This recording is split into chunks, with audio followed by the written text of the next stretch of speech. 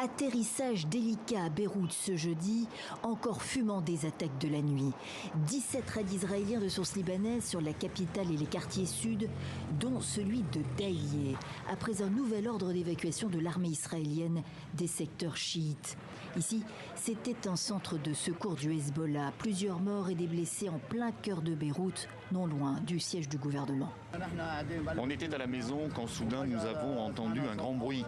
Ils ont pris pour cible l'organisation islamique de santé, un service de secours. Tous les résidents de l'immeuble sont des civils. Plusieurs centaines de morts depuis une semaine dans les bastions du Hezbollah. Cela doit et cela peut cesser, affirme le Premier ministre libanais par intérim. Nous devons rechercher un cessez-le-feu, arrêter les combats. Nous n'avons pas besoin de plus de sang versé ni de plus de destruction.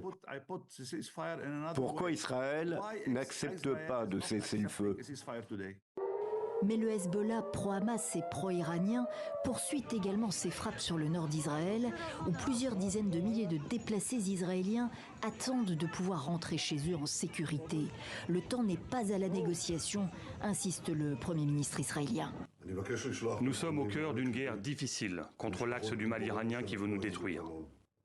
Cela n'arrivera pas. Parce que nous sommes unis et avec l'aide de Dieu, nous gagnerons ensemble.